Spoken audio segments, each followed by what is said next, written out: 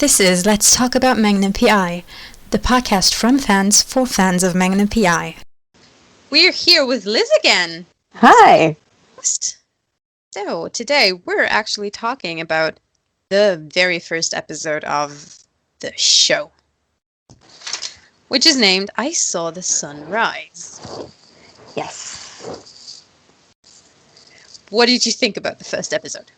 I honestly love the first episode. It's one of those episodes that I could consistently go back to and watch it over and over and over again and still have that feeling of awe every single time. Yeah, it's really well written, I think. I remember like the initial time that I very first watched it and just like that first scene where he's coming through like the space capsule, and I just remember thinking the first time like, what am I watching? Oh yes, I was so confused at first. Like, I thought I was watching Magnum. What is this? I was like, I thought this is supposed to take place in Hawaii. Where am I? And then it all started to come together, of course. It was a good hook because you were initially drawn to what is happening. You wanted to see more based on that. Yeah, it was like, okay, I'm in for the next, hour or 43 minutes, whatever you want to call it. But yeah, I remember being instantly hooked because I was like shocked that that's how a show about Hawaii and, Magnum was starting. Yeah. But like it was very clearly Hawaii, not North Korea. Oh, 100%. As soon as he landed, I was like, oh, that's definitely like Kailua Ranch. Like 100%. Yeah. Yeah, but I gotta say something about that very jump from the stratosphere. It's impressive. Don't get me wrong. And if it wasn't the book part of the opening, I would just be like, that's a waste of money. Because those suits, they're hella expensive. Yeah. You can't just ditch the suit in a jungle, Magnum. What the hell? But I mean, it's Magnum. Does he ever follow the rules? Does he ever care about expensive stuff? Based on the pilot, I'm gonna go, no. Nah. How many Ferraris does he destroy in the premiere alone? 1.5. Let's take it to 1.5. He actually physically totals one, the other can be repaired. True. So it's 1.5. 1.5. Yeah, we'll call it 1.5. But yeah, that opening. There's a term in writing that's called "save the cat," and we have a solid opening in which Magnum literally, well, not literally, but figuratively saves the cat, aka our fugitive family. Yeah, that is showing off that this is our hero. This is Magnum saving people. And he's willing to do and risk his life for whatever, whatever he needs to do, he's going to do it to get it done. Yes, except maybe not everybody. Because, I don't know if you noticed, I think you did, he says we're all going to America, but there's someone missing. Namely the woman that harbored our fugitives. Yes. He was discovered. These people already know that she harbored these fugitives. They saw them. And they left there behind. I was going to say, we don't really know what happened to her. I dare say she probably ended up in prison if she's lucky. Probably. But then again, this is the book. Doesn't mean that he left her behind in reality. I mean, yeah, after the whole, White Knight, chariot's on its way. Who knows? Maybe they circled back and they got her. Maybe. Who knows? One of the great unsolved mysteries of the pilot. I mean, let's just go with that because leaving her behind when it's so obviously dangerous, that's not their style. It's also not Magnum. Yeah, no. Right? Pretty sure he'd rather get injured himself or killed himself than leave an innocent woman behind. Yeah, he would never. That's not his personality. He's not. Not at all. Not at all. Not at all. Gotta say, once we froze the frame and the narration started, that really had me thrown for a second, though. Yeah. It's like where are we? Like what's going on? happening? Why is he talking directly to us? Like the break in the fourth wall. That was like, what? What's going on? Yeah, I think that's also taken from the original, because Tom Selleck used to break the fourth wall in the original all the time. Yes, I know, and I kind of grew up with it, but I don't remember it. Yeah, I've seen quite a bit of the original. I was too small to remember it, and I never went back while rewatching it. Because why would I? We've got Jay Hernandez as Magnum. Yes. Sorry, Tom Selleck, but for me, he's Magnum. He's the superior one. I can totally see why people think Tom Selleck is the superior one. I get you. I agree with you. You go. You do you. For me, it's Jay Hernandez. I agree completely. No disrespect to Tom Selleck. We can coexist. Yes, yes. So, we actually had it cleared up later that Magnum didn't jump from stratosphere. He halo jumped. Into North Korea. Yes. And there were no planets involved. Don't forget that. To explain, halo jump is high altitude, low opening jump, which means the plane flies high, but we deploy the chute as late as possible.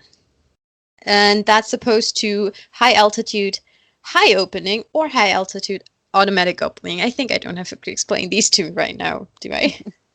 No. Very good definitions, though. Love it. I had to look it up. Because my initial thought about halo jump was like, he probably jumped from a helicopter, but that would have been detected. True, so I guess it would have to be higher. So yeah, you have to fly above the radar, I think. Oh. And he definitely did. Yes. And then we meet Higgins. We meet Higgins. Yeah. Yes. And what an entrance. Yes. What a very intimate set from her part. Yes. I think nobody needed explaining where she wanted to put those song collars. Definitely not. I mean, even if you did, TC's face would have given the idea when said it all. The acting was spot on in that scene. I mean, you could cut the tension between Magnum and Higgins with a knife. Yeah. But it was also the first Pickering, so I'm happy with that. She got introduced as that. And I also love that we got that other freeze frame where it's like, this is Juliet Higgins, and then he goes in to explain who she is. Exactly. And what she's doing there, and you kind of get that immediate idea of what their relationship is and will be for at least the first season, or like a little bit of the first season. And since they're growing, as we established last episode, that relationship doesn't stay this rough. Adversarial relationship. Yeah, that changes quite a lot, which is one of the hearts of the show. Yep, it's a lot about change. Also, we got to say how well behaved are Zeus and Apollo, please. Yes, Zeus and Apollo. They're such good dogs. And I think actually, in real life, Perdita Weeks has said that the dogs that they use are just incredibly well behaved. Yeah, I can see that. And I think she also said that, like when she was asked, like, who do they listen to the most? Like when the cast was asked that question, they were like, actually, I think it's Perdita that they listen to the most. I mean, they have to get used to her. They have to listen to her in the show, so she has to have bonded with them at one point. Yeah, and she definitely does. I mean, at least it seems that way. Yes, it comes across that way. Yeah, and they're wonderful, Zeus and Apollo. We have another instance of Magnum saving the cat right after, actually. When our dear lady arrives at the gate. Yes. What was her name? I can't remember now. Neither. Emily. Yes, Emily. He hangs onto the pictures. Yes, and he shows off how kind he is, how empathetic he is and how caring he is about people, because it's not about not telling her that her husband cheated. He's not protecting her husband. He's protecting her with it. Exactly. And he doesn't say that he will never give her the photos. You know, he's like, just take a moment to think about it. Yeah. You know? And he's like, I will keep them. And when you're ready, if you're ever ready, you can have them. You worked up. Take a moment to think. Take a moment to Evaluate about it. But you probably should get a lawyer involved. Yeah. And then that just also shows like his very like out of the box thinking when he suggests to her, you know, go to all the high priced lawyers on the island because then your husband can't. Right? Yes. So make it even. That just shows his like, you know, his really unique out of the box thinking, which is so much a part of his personality. And a very practical side of him. Yeah. Yeah. Which you, again, based on that opening, you wouldn't think super practical. Yeah, that guy. If you got Thomas Magnum on your side, you can't fail. No, he is. Unless you threatened him to be part of your site, then you're sure to fail because he will make sure you do. Oh yeah, nobody threatens him or his Ohana, which he's made very clear. Oh yes, don't touch that Ohana. No. And then he's not the only one who will hurt you. In that case, that entire Ohana is ready to punch you. Yeah. They will all go to bat for anyone else in the Ohana. Circle back to our dogs, actually. Remember the scene where he runs from them? One of my ultimate favorite scenes ever. Yeah, one of the scene that makes me grin about how incapable he is with these dogs. I'm sorry, Magnum, but you and these dogs, pretty sure part of the friction is just because you are not exactly a dog person right now. I mean, not exactly clever to yell heel to the dogs that are chasing you. Like, you're not backing up when you're telling them to come. And I just, that scene is so, it also shows like the comedic aspect of what can be in Magnum P.I, right? Because you just have Higgins like with the smile on her face, you know, and he's like, help me, Higgins, and she's like, no, I'm just I absolutely loved the contrast with the yoga music and him running. Love that contrast. Yeah. Another little tidbit behind the scenes that apparently when they shot that scene, they had to do it over and over and over, like, 30 to 40 times because apparently Perdita had nothing but coffee. And her eyes were apparently like twitching so much that she wasn't looking calm enough to be doing yoga. And apparently, according to her, you can still see it if you look very closely at at her face during that whole scene. So they had to do it, and poor Jay had to run like over and over and over again to try and get it perfect. I mean, probably saved him a workout that day. I mean, yeah. Also, the little flow that she did, that's not exactly easy either. No, I mean, we could again do a whole segment on just the yoga, but no, I don't think any of the yoga that she's ever done in the show is simple. From my experience trying to do push-ups, I can't do them yet myself, but I'm learning them. 3 or 4 of those in, that burns. Yeah, that burns. If she had to do that 30 times, mad respect to that woman. Yeah, I mean, mad respect for sure. I mean, I think we could say mad respect to all of them on like the physicality of the show. I mean, in the pilot alone, there's just so many moments where it's like you can tell that it's them and not the stunt team that's doing those physical moments. You know, the running, the push-ups, the climbing something.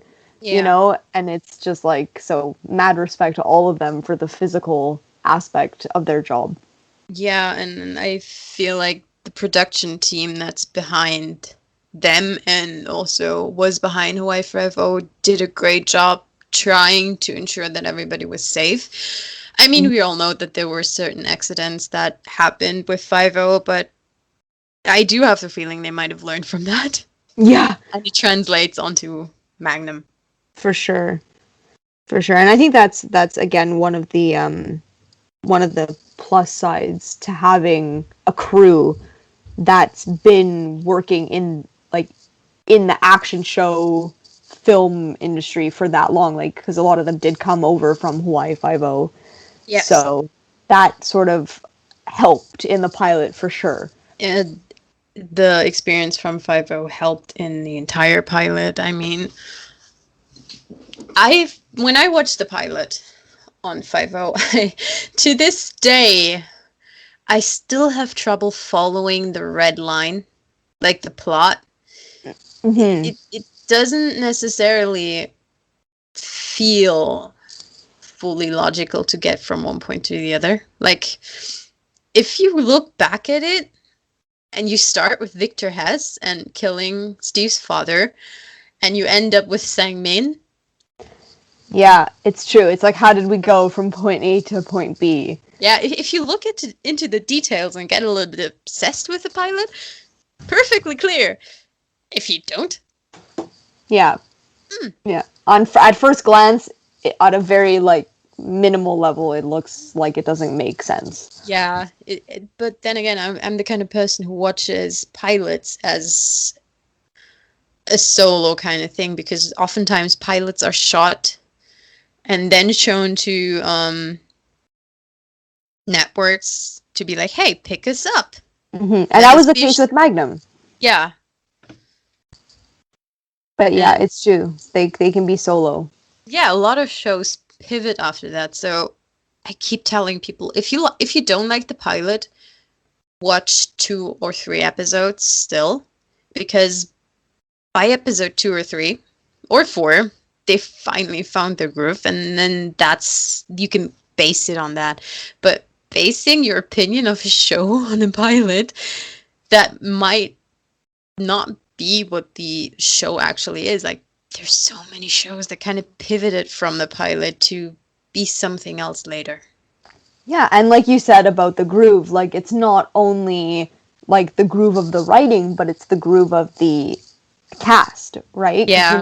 I mean, I think I would imagine, a lot of the times the cast has only come together a handful of times before shooting, just to sort of do maybe a table read or to get to know each other. So they've never, a lot of the time, they've never actually acted together. So it's about finding that energy and that, the way that each other works in order to make it mesh well. In some cases, you can also find changes in cast.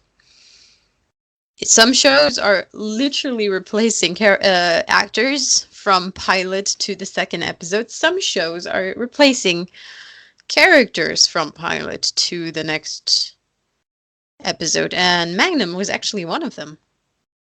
Oh, I didn't know this. What? If you look at episode 1, we have Captain Tanaka, who's, right. if I'm informed correctly, part of the original Magnum.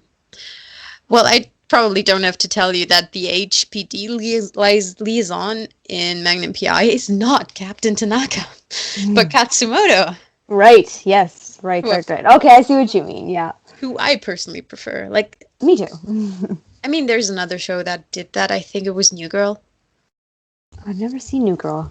I only saw like a few episodes, but I distinctly remember that they had a different roommate in early episodes and then a very different one later. I think even changed between episode 1 and 2.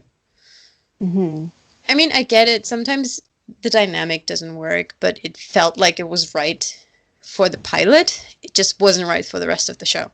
Right, and sometimes, actors, they sign up to do the pilot, and then, the pilot is shot however many months in advance, and then between when the series actually gets picked up and when the pilot is done, maybe that actor gets a different job because they don't think the pilot's going to go to series, so then the, creative team has to then do 360 and find a way to either write that person out or replace them. Yeah, lucky us that didn't happen with the main cast on Magnum because I could not imagine anybody else in that. I try give me anybody but Stephen Hill as TC at this point. I'm like, nah, Nope, that guy's doesn't work. perfect. Doesn't Same with work. Hernandez, same with Knighton. Any of them, honestly. Yeah, Weeks. Yeah. They're I can't. amazing. Yeah, I couldn't imagine a different cast for any of them. Yeah, me neither. Going back to the episode, did you notice that our dear hero does not dry off? And I couldn't help but wonder how messy that must have felt. Because I distinctly remember, I don't know who it was. I really don't remember who it was, but someone told me that when a character has to look wet, it's usually not water because that dries too fast, especially when it's hot. Hawaii's pretty hot, so Yeah. it's usually oil. I'm like, Yeah, that oil must or be grease. nasty. Yeah. That must have been so nasty if they used oil. Otherwise, they just sprayed him down the entire time. Which, I mean, would be very annoying to have to do that for however many hours that you're shooting the scene. On the other hand, having water on your skin is actually quite nice when it's hot outside. Very true. But yeah, it's true that he never tried off. tries And off? aren't we thankful for that? Of course we are. I mean, we're women and he's not bad to look at, is he? Not at all. Question. How old is Jake? Jake. Jake. Ooh. I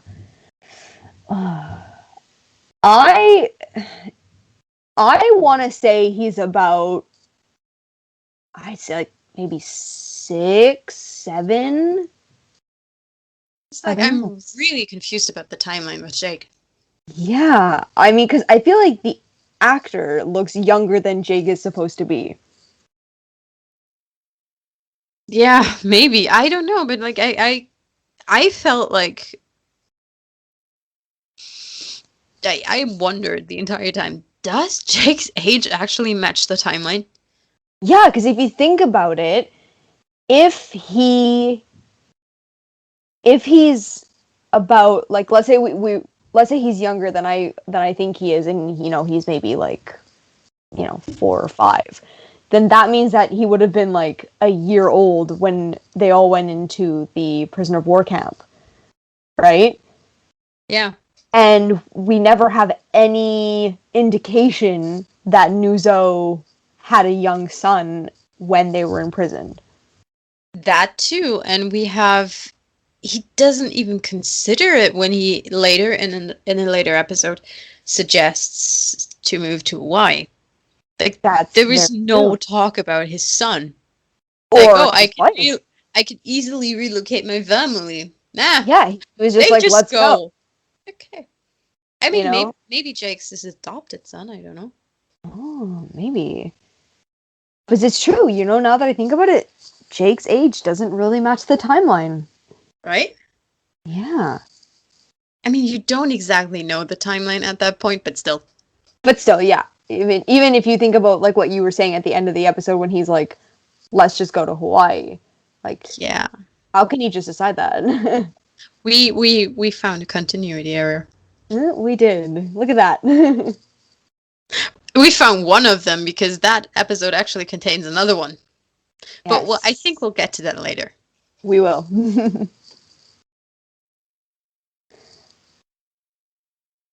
The Notepad. I loved his stunt with the Notepad. The Notepad. Oh, yeah. Like, that shows so much how well Magnum already knows Tanaka. He knew that Tanaka would not take that paper. Yeah. I mean, it also just shows his smarts. Like, yes. It just shows his intelligence, for sure. He outsmarted Tanaka there. And Tanaka didn't even notice it.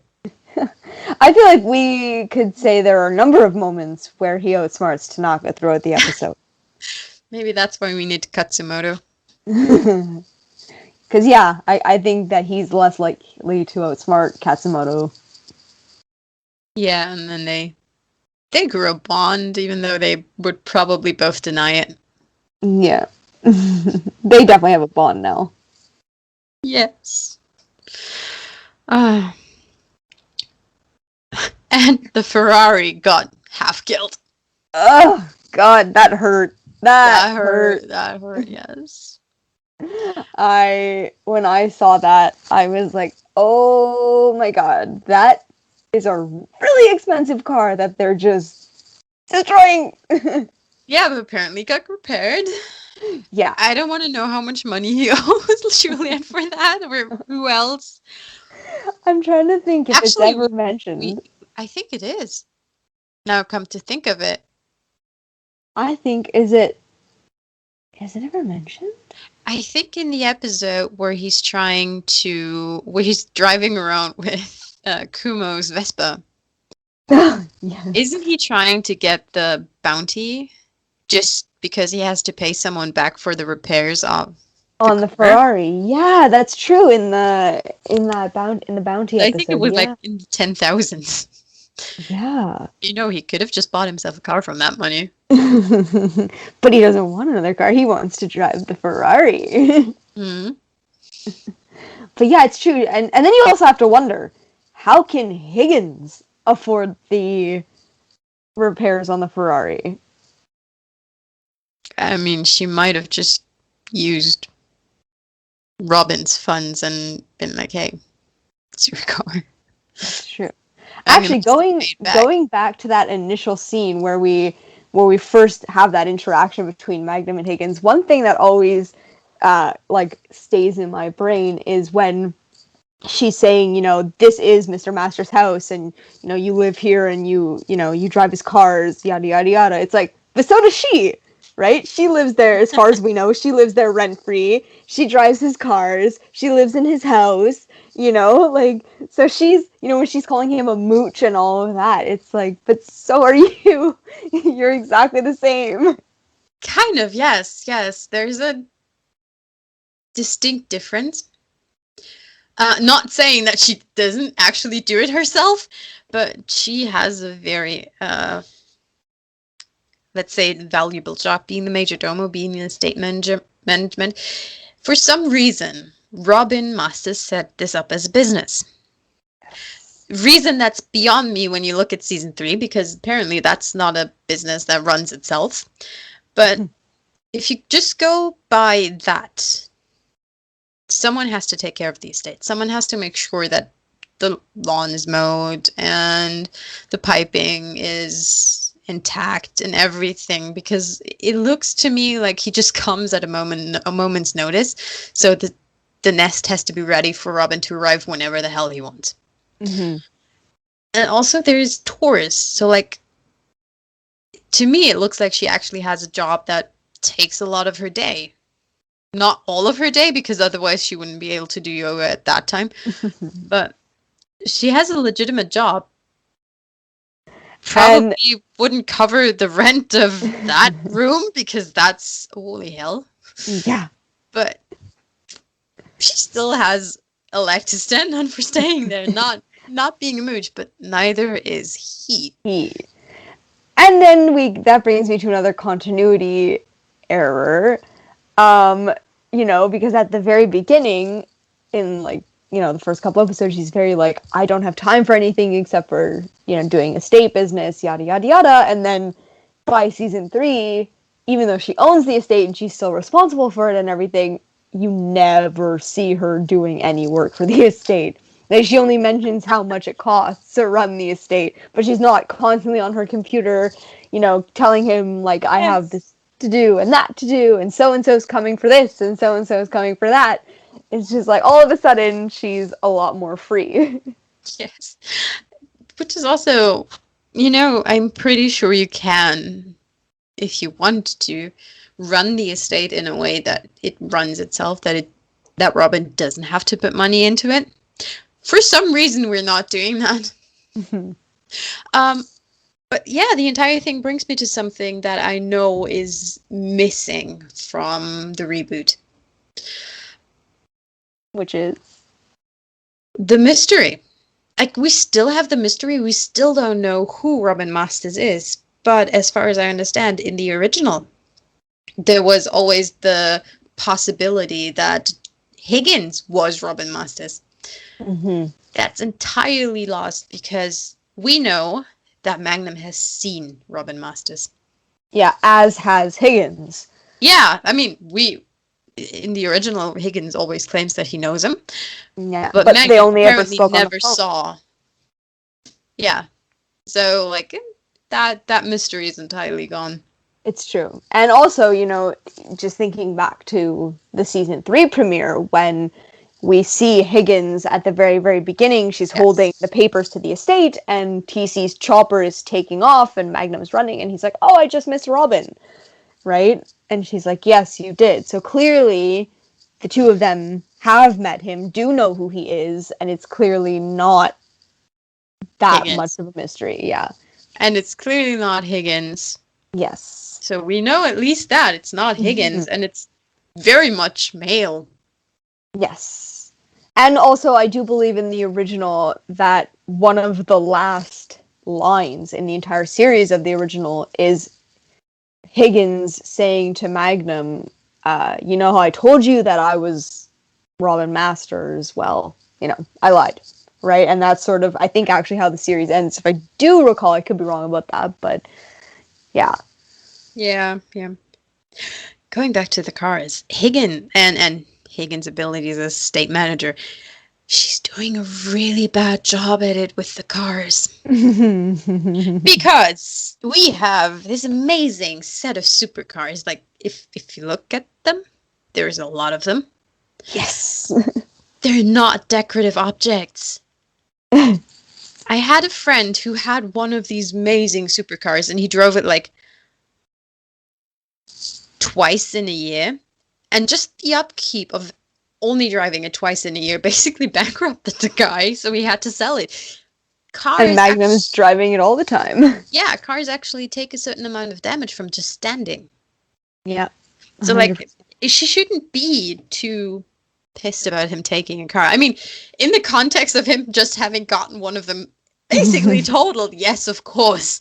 She should be skeptical. But, she could have just been like, okay, bring it back, fueled and safe. And she does say that eventually after she gets mad at him for taking it. She does say, bring the car back in one piece.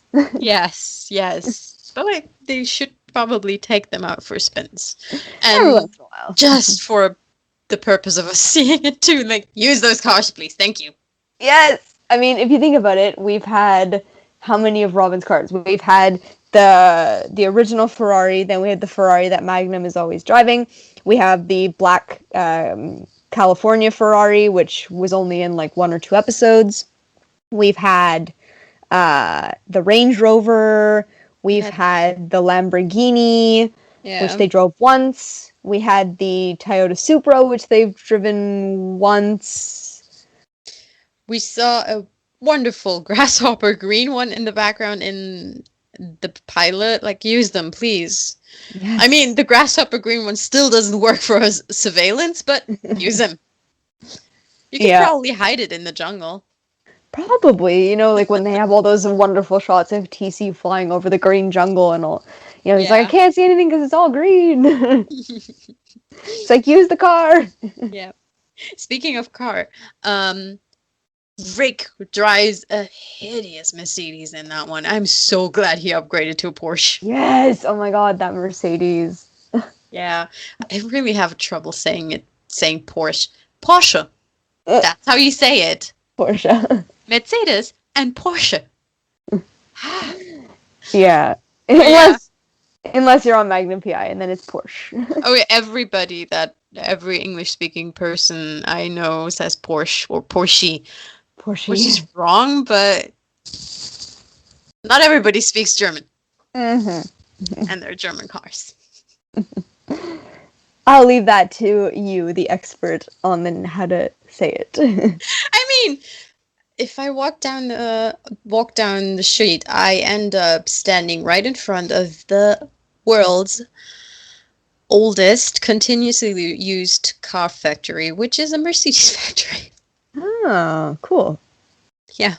So, like, I know a few things about Mercedes. Like I said, you're the expert. And about Unimox, because they were originally built here.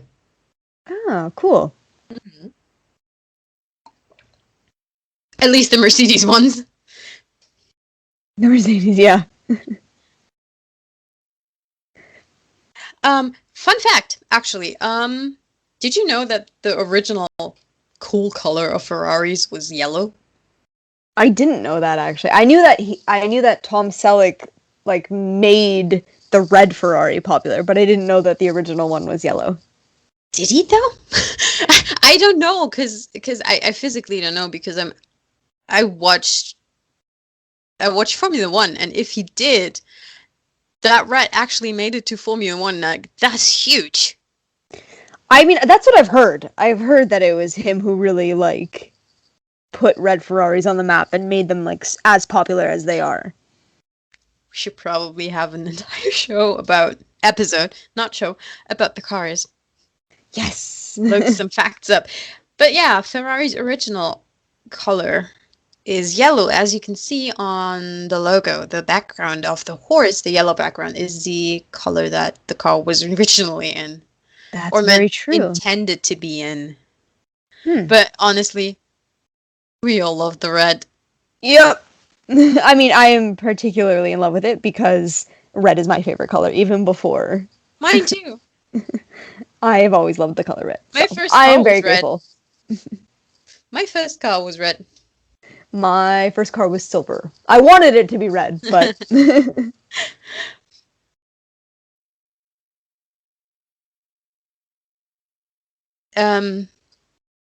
At that scene, we actually see that Juliet already cares a lot about our guys. yes, when she's offering to help. Is this No, the scene that we're at? That one too. She's offering to help, but this is the scene where she learns that Nuzo has been abducted. Oh, And yes. she immediately goes like, okay. Yeah. As soon as she's, grinding him and saying, like, you can't take another car. And then he's like, I'm not doing this. Nuzo was abducted. And then that's right when she's like, oh, okay. Do what you need. Take what you need. Yeah, yeah. She cares. She might not want herself to care, but she cares. Yeah, and she might not show it in the most obvious ways, but yeah, she definitely cares. When we find Nuzo, can I just say something about how much I prefer Katsumoto above Tanaka? Because Tanaka tells us that they've been following leads. What leads? You use the telephone tracing? That's a lead? And it's also like Magnum did more with those leads, and he's not HPD. He managed to figure out way more than Tanaka ever did. And even beyond that, like, he mentions that Nuzo reached out to Naval Intel. Wouldn't that mean that you should probably involve NCIS? Exactly. Yes. They have a crime fighting unit on Hawaii, which we know because they actually were in an episode of 5-0.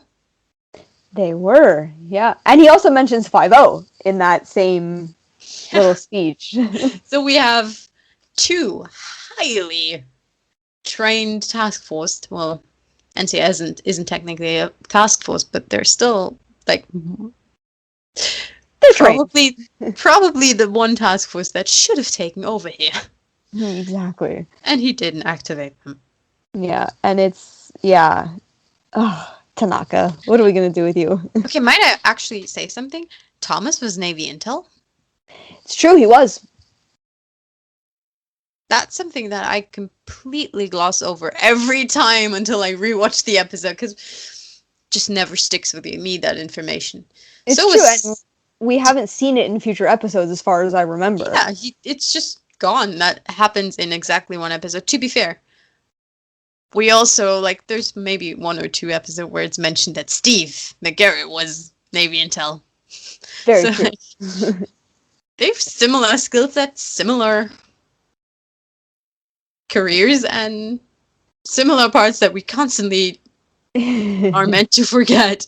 And that actually comes head to head in the crossover between the two shows. Yes. When they first meet, and he's like, "Oh, McGarrett," and then they talk about, and they're like, "Yeah, I was a SEAL," yada yada yada. Yeah.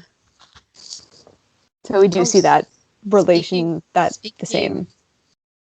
Speaking of the Navy part, I feel like, especially in the context of later episodes, I feel like Nuzo was actually Thomas's person. Because they met during Buds, which suggests that they knew each other before they met Rick and TC. Because Rick and TC are Marines. Yes. So you probably too get that sense of Rick and TC being each other's person. Yeah, and I feel, weren't we told that at some point, I can't remember if we actually were or if this is just in my head, but that like Rick and TC sort of joined Thomas and Nuzo for that particular mission where they were captured. Or were they always a team? I can't quite remember. But It can't have been just for the mission where they've been captured, because we've seen flashbacks that are not related to them getting captured. I mean, they all lead up to them getting captured, but they've been a team way before that. Mm-hmm. It's true. I forgot about those other flashbacks. Yeah. So, but like, if you take that, Nuzo was probably Thomas's person, and he lost his person in this episode. Yeah, and it hit him hard. I mean, we clearly see that it hit him really hard. It did. Left him with a void, and we all know what happened with that void. Mm-hmm. He had room for someone to become his person. Yes, and that she did. That she did. And I mean, and I feel like that void started to be filled right in the last scene of the pilot, where he just looks at her. Yeah. And he's having his whole speech about, friends like that come along once in a lifetime. And then he's like, but maybe I'm wrong about that. And he's looking like right at her. Might have been hopeful for him, but his hope paid off. Definitely. And we had a few crossovers in that episode, actually, which I loved. Yeah, we did. We saw 5-0. Yeah, we saw Kavika. We did. The head of the Kapu. Yeah, we saw Noelani. Yes. Who I adore. I love her so much, and I especially loved how she had a lot of friction with Magnum. Yes, because it clearly shows that they have had encounters in the past, and that he's always asking her for favors. And yes, he's just being Magnum. Yep. And also, she has experience with the 5-0 asking her weird stuff. Yeah. Let's be real, because the amount of time she told Danny and Steve that she's not a doctor for living people. Yes. Yeah, she knows how to handle these kinds of guys, and Magnum falls right into that already. Yeah. She's probably thinking, like, great, another crazy ex-SEAL who I have to deal with. Please nobody give him a badge. Yeah. At least not a real one. Yeah, well, we all know he loves his fake badges. Yes. Who else crosses over? It's just those two. In this episode. We didn't see, no, we didn't see Kamakona in the first one. Not yet, no. They saved him for later. Yes, they did.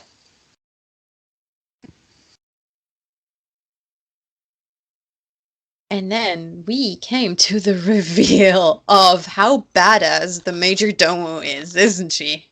Ah, such a great scene. Yeah, we learned before that she's kind, that she has friction with Thomas. And now we know that she could beat his ass if we wanted to. Yeah, and don't mess with her. No, do never mess with her. And I love the fact that even though she said she's been shot for the first time, the audience can immediately tell that that's not the case. Not the case. She's way too calm Yeah. about this. She's way too, oh my god, she's not enough. She's not shocked at all. I mean, even She like doesn't even seem to be in pain. no, she, like, I mean, when she gets shot, she gets right back up and points the gun at the guys that are running away. It's almost like it's routine. Yeah, I mean, and she's also just gone through a window. Not only has she been shot, but... And she's just like, I'm fine. Like, this is normal. This is just a normal day for MI6 agents, which we don't know at that point yet, but... But I feel like everybody sort of had the idea, whether it was because of... Maybe it's because of all the interviews that they did prior to the pilot, but I mean, I personally didn't ever find it shocking when she did that kind of stuff. At the latest, when it was revealed how badass she is, you knew, okay, there's more to her. Oh yeah, and it's so such, that like, MI6 moment. review was more like, so that's it, more than, oh my god, I would never have known.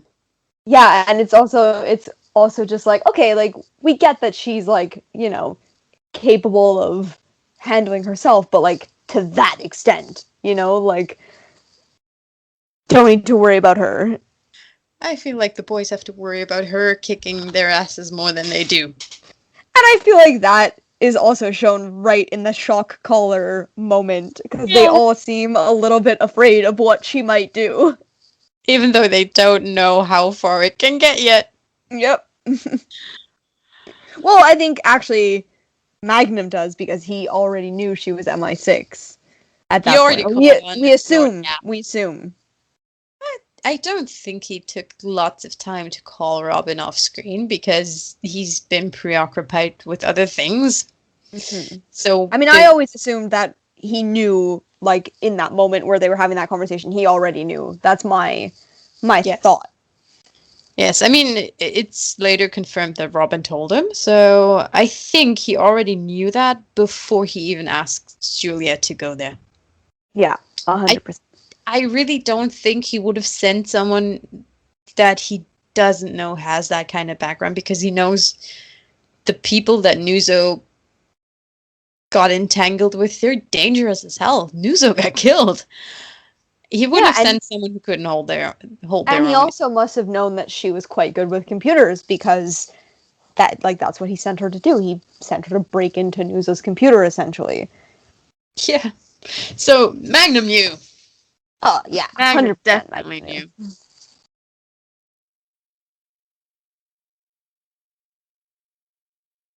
And then we get to, after the Uber, we get to the going to see Captain Green after she's talked about, after Noelani's told him that Nuzo was waterboarded. Yes. One of my favorites. And we see yet more friction. Yeah, especially with Rick.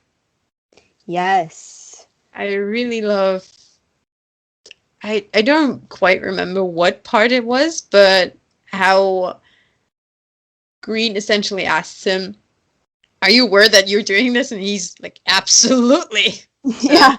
And and that shows that, Rick is, like, gonna stand up for what he believes in, but then he's also a little afraid of Green at the same time, when he's just like, sir. Yeah. Even though he was not his superior. That's true, because he wasn't, he wasn't the SEAL. Probably still a superior in these missions, because he was a superior, but he wasn't Navy. So, yeah. But, yeah, I love that's another great moment between all of them and Rick. Again, that's another point where we see Rick's personality come into play. Yeah. And I really like Rick's personality. Another part where we saw Rick's personality, and I love that part, and I will continue to love that part to my dying day. I know where you're going. You do it, and I think our audience might already know it too if they've seen the show. The Spice Girl moment! And the sunscreen moment. Yes, yes. I feel like there's not enough shows that show people that live somewhere sunny putting on sunscreen. People, protect yourself from skin cancer. Skin cancer can get ugly. Yes. Trust me, you don't want that. And I also just think it was such a clever way to show, like, Rick being a goof, you know? With the sunscreen. Like, it was just such a clever way. I mean, I can relate to that very much. If I had good music and my task would be just like put on cream, I would dance a little. 100%. So, like, Rick probably was all of us in that moment. Yeah. And his song choice is quite appropriate. I do love his song choice. Yeah. So much. Who doesn't love Spice Girls? I mean, there's probably a lot who don't love Spice Girls, but yeah, it's a good song. It's a catchy song. You can dance to it at every party. You don't even have to listen to it. Yeah, and I also, in that moment, like, because we have the contrast of, like, Rick having fun and everything listening to Spice Girls, and, like, Magnum is diving. Like, I always, like, the first couple times that I watched it, I always expected something to, like, jump out at Magnum, but obviously it never did. Because I was like, there's no way that, like, we're getting that, like, cut scenes, and nothing's gonna happen between, like, to either of them, you know? It never did in the finished episode. Right. Never did in the finished episode, but we do have a script which we'll get to later. Yes. So where that scene went very differently. Very differently. That shocked me reading that one. Yeah, me too. Also, something else about Juliet and her MI6 things. Days.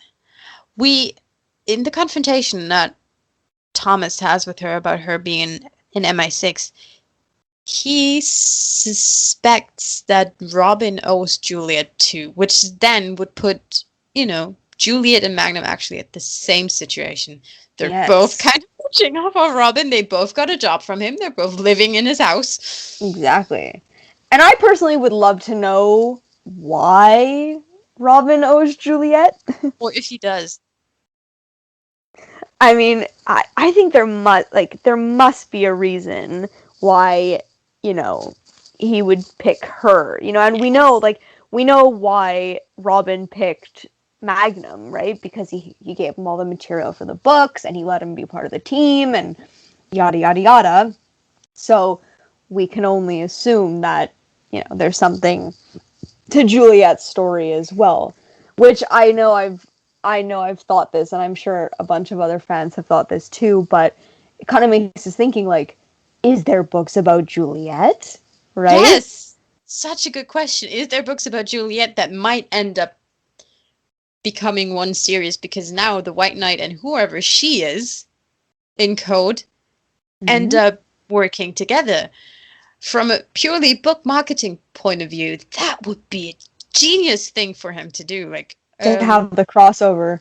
Yeah, have a crossover in those things. Merge these two characters together. Universes together, and if he's clever, and maybe one of them is a mystery, one of them is a thriller, and suddenly he gets both audiences. From a marketing point of view, that would be genius from him if there was books about Juliet. Yeah, and I honestly, one of the things, and I know I'm hoping we're going to do another episode eventually about, like, theories on season 4 and hopes for season 4, but of course, I want to know more about her past. I want a proper flashback about either MI6 or her as a child or something. Yes. I need to know more about this mystery major domo turned partner. For everybody listening right now, yes, this kind of episode is planned, and it's planned around the time when we start shooting. Around that time, there will be a slight change to the podcast because then we get input. And once we get input, there will be a little bit of a section at the end of the podcast where you guys can decide if you want to continue listening or not. We will give you a spoiler warning. If you don't want spoilers, that will be your time to turn off. If you do want spoilers, we probably have a lot of them. Probably not all, but a lot of them as they come out, as we see them shooting, and as season 4 gets closer. So, one of these episodes is definitely gonna happen. It's gonna be fun. Yes. And finally in that episode, we say goodbye to the good old Ferrari. May it rest in peace. What an end. What an end. I love if you've seen 5 and are a little bit familiar with the culture, then I love the poetic ending of the Ferrari falling into the sea. Yeah. That whole scene, that whole action scene is, again, one of my favorites from the pilot. Yes. You know, just that whole, you know, the three of them communicating, like, on the phones, and, like, just the crazy stunt of him, trying to 360 and all of that, and Higgins watching, and his line, to keep it light still, when he's like, Higgins, close your eyes. And she's like, why would I close my eyes? And I loved her little pause where it's like, buffering, why would I close computing. my eyes? What are you doing? Yeah. And she's like, oh no, this is not gonna end well. Yeah, we all knew it wasn't gonna end well, but it's a so nice farewell to the Ferrari that was part of the old show. Yes. It, that was one hell of a goodbye. Yeah. And there's another goodbye. At the very end, there's the beginning of the goodbye to Nuzo. We go to the funeral, and we get to see this episode's final continuity error. Because going to that funeral is Lieutenant Commander Thomas Magnum. If you've watched the show into season 2, you know that his rank is Lieutenant, not Lieutenant Commander. Yes. Same goes for Rick. He's been secretly demoted. He's actually been demoted in season 1. He was a gunner, I believe. Was that? I can't remember his exact rank. Me neither. I can't remember his exact rank either, but I do remember that he was actually not as high ranking in, I think, episode 15. Right. So when we get back to them, he's no longer the same rank. They play around with ranks. Yes. I mean, maybe for Magnum, maybe it could be easily explained because there's a lot of people calling Steve Commander instead of McGarrett or Steve, and that same thing would have had to apply to Thomas. And we really didn't want that, did we? No, we did not. We like continuity of names. Yes. Commander. That sounds very Star Trek to me. Yeah, it's so true. Sounds very sci-fi. Yeah. Like, when that interaction happens, I expect to be on the spaceship. Yep, I am with you on that. Hawaii's not a spaceship. Far from it. Hawaii's paradise. It is. Palm trees. Yeah. Palm trees, lava, Ocean. amazing fruits, amazing animals, amazing people. Scenery. Oh, yeah. The mountain ranges are just exquisite. Yes. I think it's time to go from script to screen on this one, isn't it? It is. Because we have the script of episode 1. The original. Yeah, and boy, let me tell you guys, there's so many differences. I, for one, have read the script of episode 1 of Hawaii Five-0 as well, and there's not as many changes as there is in Magnum. Like, there's massive changes from the script to screen. Yeah, and I think that we can both agree that if this script had been the final screen, the whole season and ultimately series would have been changed. Way different, yes. Yeah. I mean, are we going to dive into it? We're going to dive into it. That's why we have it. So, number one, that Hannah was supposed to be introduced right away. like in North Korea. In your face introduced. Like, wasn't her the first time we see her aggressively kissing Magnum? Yes. Like, that was supposed to happen, guys. Aren't we glad it Right didn't? away. Yeah. And I mean, it's just, it would have changed everything because we wouldn't have had the whole, Hannah dramatically showing up again later in the season. Oh, I think we would have. But it wouldn't have felt the same because we would know who she Exactly. was, right? We would have she was known such who a she mystery. Yeah, we would have known who she was, and her entire...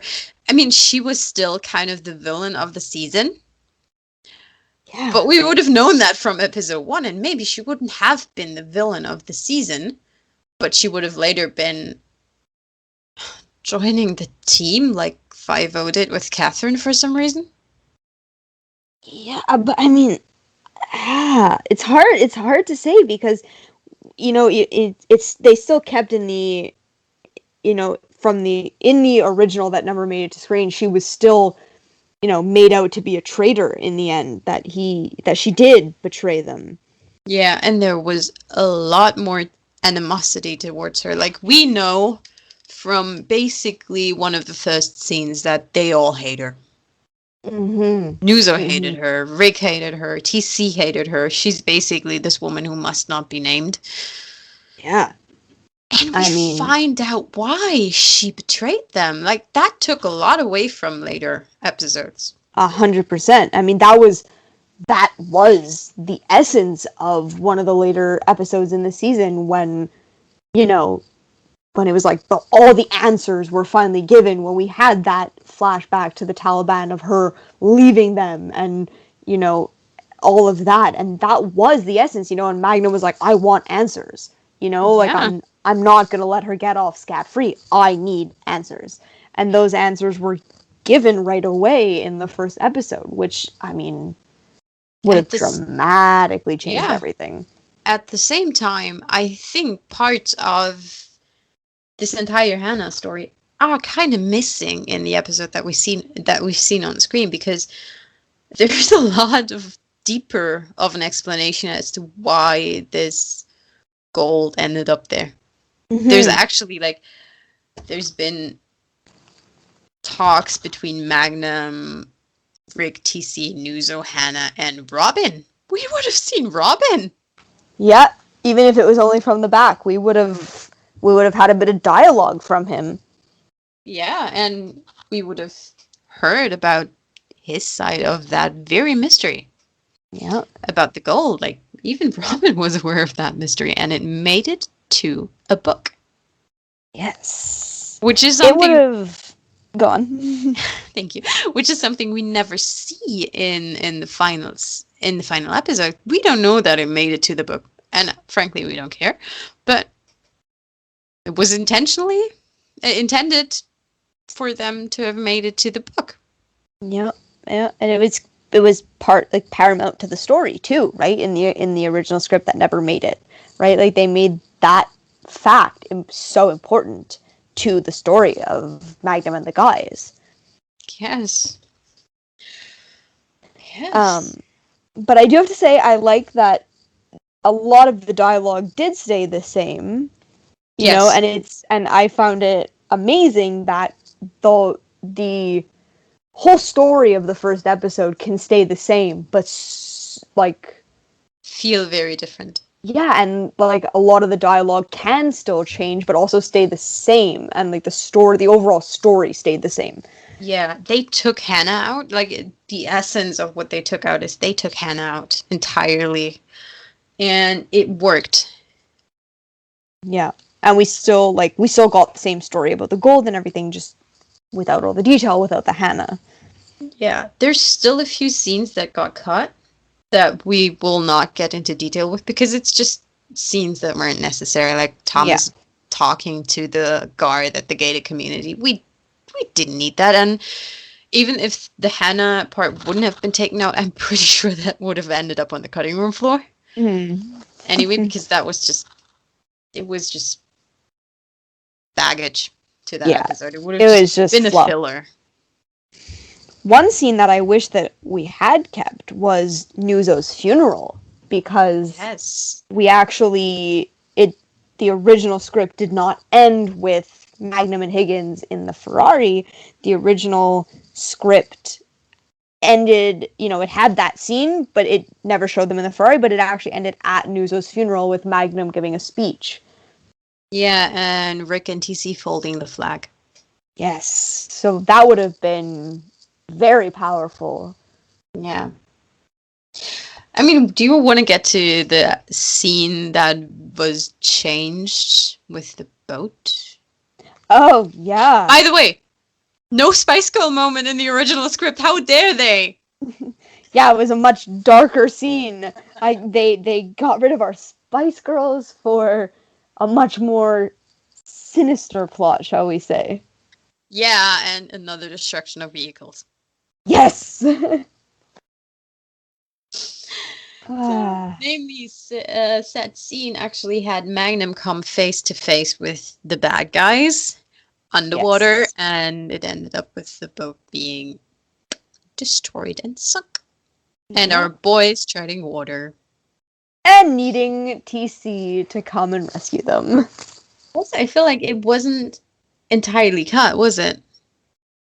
Parts of that were in episode 15. Yes, that's true.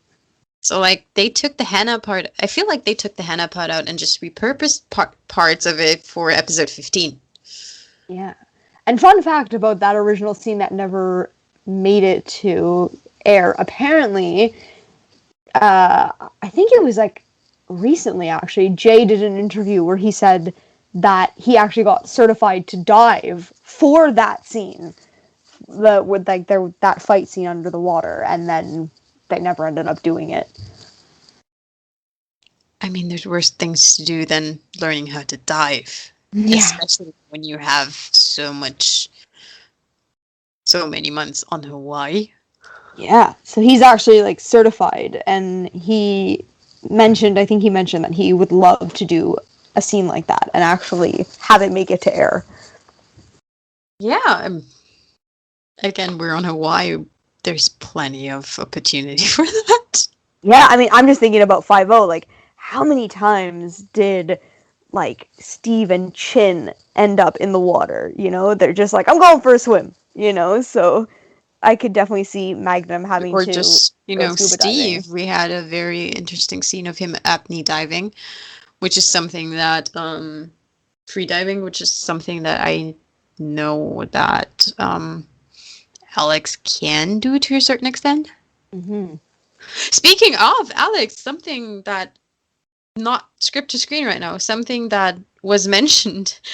Rick suggests Tom to do jiu-jitsu. Yes. Our dear Alex and Scott from 5 are both doing jiu-jitsu, and that might have been a small Easter egg reference to those two. Yeah, and also to the original, because in the original, Higgins was like a master of the martial arts. Mm-hmm.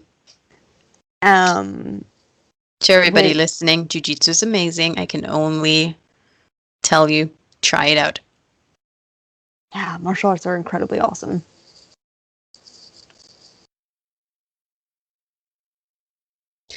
Let's talk about Hannah for a second. How weird would it have been to know her from the beginning?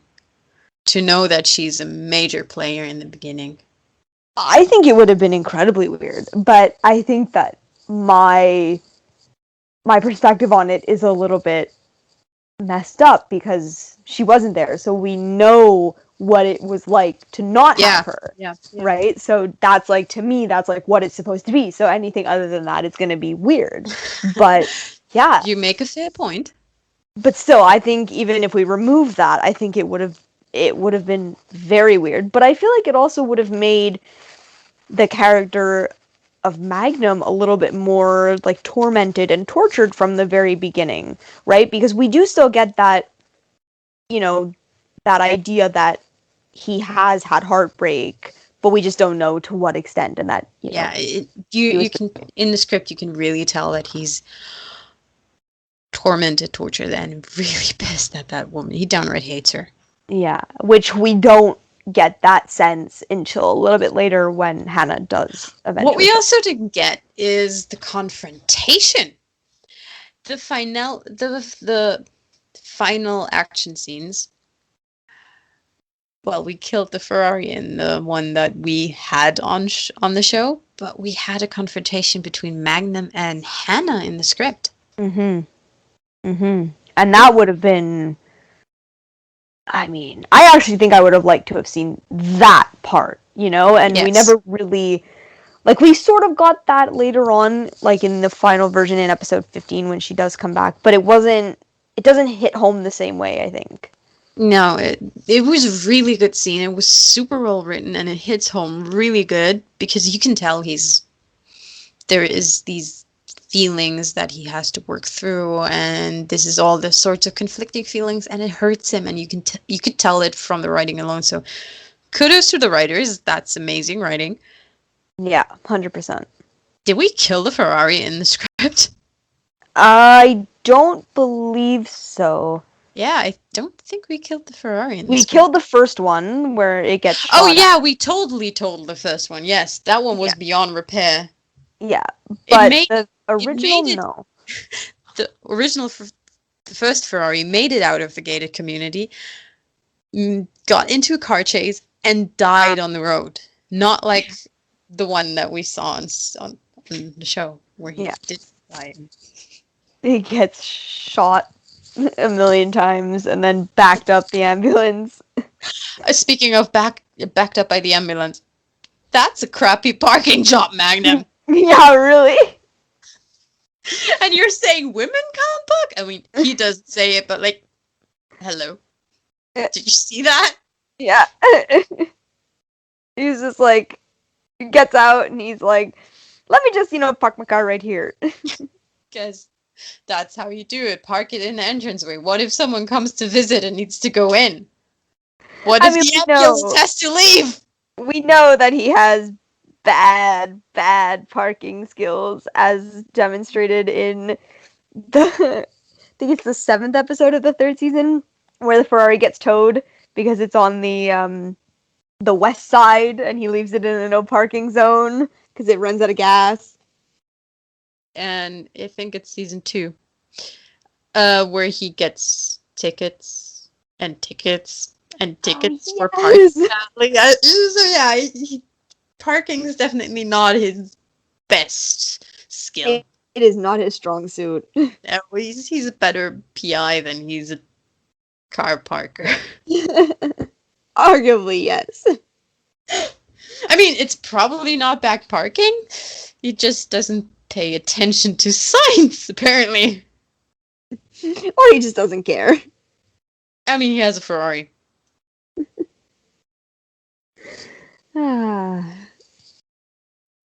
Oh, Magnum. Well said, oh Magnum. We love you, but sometimes you're really something else, aren't you? Yeah, and I feel like that's Higgins' opinion too right now. Like, maybe not the, love part just yet, but, she's like, oh, Magnum, you're... you don't have the best judgment, but you're still great, Yeah, I think she feels like she's babysitting a man-child right now. But she'll grow and love. I didn't mean to say love, I meant to say learn to trust his skills. Love his skills. I mean, I love his skills, and she will probably too. Yes. He definitely has, a good, set of skills. I would honestly say that, whether it's his Navy training or just, him being resourceful, he definitely has, a set of skills that are very valuable.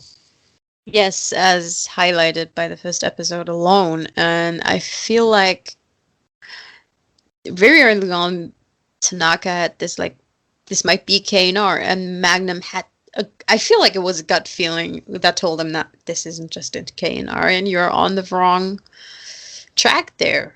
So he has a really good gut. Yeah, he has a good gut instincts for sure. Yeah. Yeah, for sure. That's something. That's really something. The first episode. Yeah, I mean, even, even what didn't air versus what did air, like, yeah, I mean, that episode is up there, like I said, with one of my top favorites for sure. Yes, absolutely. Oh, what it would have been like had they shot parts of that episode and had that as, deleted scenes. That would have been nice. Yes. Especially the confrontation between Magnum and Hannah. Yeah, I think that's a scene that I would definitely like to have seen. Yeah, I do feel like it was a lot less lighthearted in the first script that we have than in the final show, and I really appreciate that it got lighter. There was these comedic elements that make the show so unique. Yeah, I think, and I think that could be one of the reasons why it got changed, because they wanted to show that it's not just going to be, this very serious, like, crime show with a lot of emotion, whatever. They wanted to show that it could also be lighthearted and fun at moments. Yeah, I would have defined that as cozy procedural, very dark cozy procedural. Mm-hmm. Yeah, for I sure. mean, it still is a cozy procedural. No doubt about that, but yeah, it was a lot darker. Yeah, for sure. And it's good. I think it's good that they lightened it up. Yeah, I think the humor is something that draws a lot of fans. Certainly sure. draws me. Me too. I mean, I would have liked it if it was dark too, because both of it is part of my taste. Both of this is something that I really enjoy, but yeah, there's a lot of dark stuff out there. Good thing that there's this one light highlight. Yeah, it's definitely nice to have a little bit of lightness. Yes, just have fun. The world is serious enough. Yeah, for sure. I think we're coming to a close. I think we are, yeah. Yes, so once again, you guys can catch us on Instagram and Twitter on the Magnum P.I podcast. Leave us a comment on YouTube where you can watch this, or message us on Instagram and Twitter. If you want to be on the show, hit us up. It's a lot of fun, guys. Do it. Liz can vouch for it. And we'll see you next time. Yeah.